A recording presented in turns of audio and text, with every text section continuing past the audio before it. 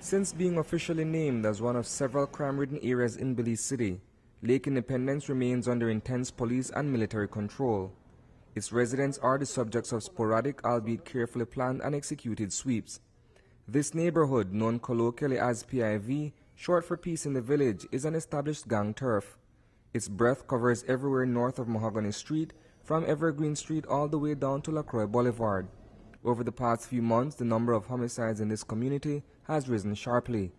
Today, a task force of 30 heavily armed officers from various branches of law enforcement is preparing its descent on the village. It's a little after 5 a.m., and a detail of men and women gathered on the parade square at Militia Hall is being briefed on the operation at hand. We will be here for the as for normal professionals. You know groups? Falling, we don't want to do that like the last, we don't engage it for any reason. Let the follow, go to people, and hit the target.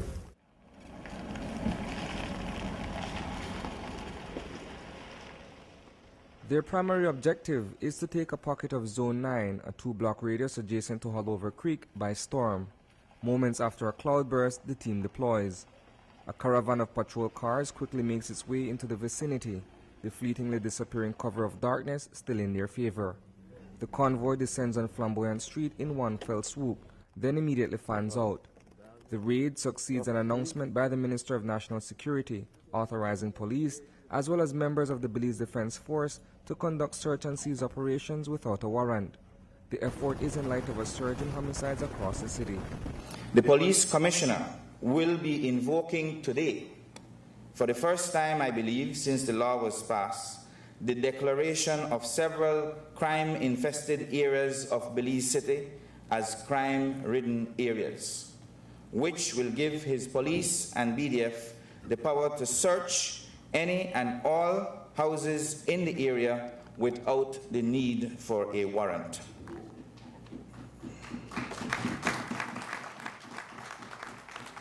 This declaration will also allow the police and the B.D.F to restrict movement in and out of these areas.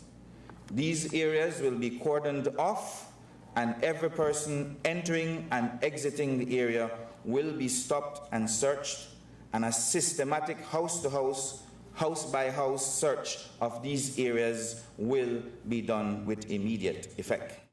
The first house to be taken is on Croton Lane.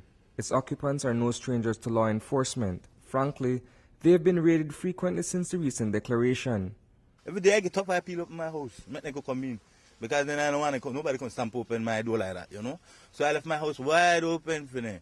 It's 4 times they don't search this house already. 4 times in a span of less than 2 weeks. Elsewhere, residents of nearby tenements are being roused from their sleep.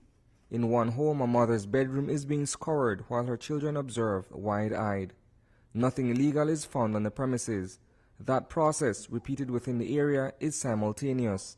Despite exercising restraint and ability, residents question the presumed bias under which some members of the police department conduct their duty.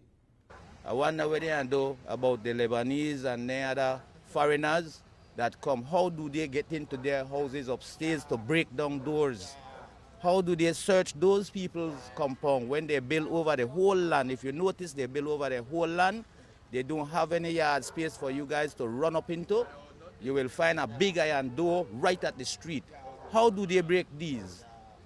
Will these people be subjected to the same type of things that we were subjected to, without explanation, without apology? Meanwhile, in an open area a stone's throw away, military assets survey a vacant, overgrown lot. These locations are ideal for stashing small quantities of marijuana.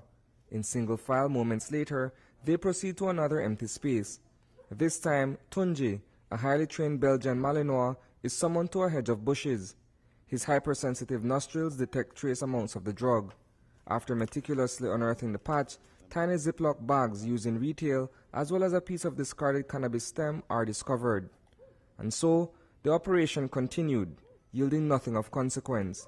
Back at Militia Hall, shortly before 8 o'clock, the team was debriefed. End of the operation this morning, right? We noticed this morning we did a very small area. That would be Zone 6, I believe.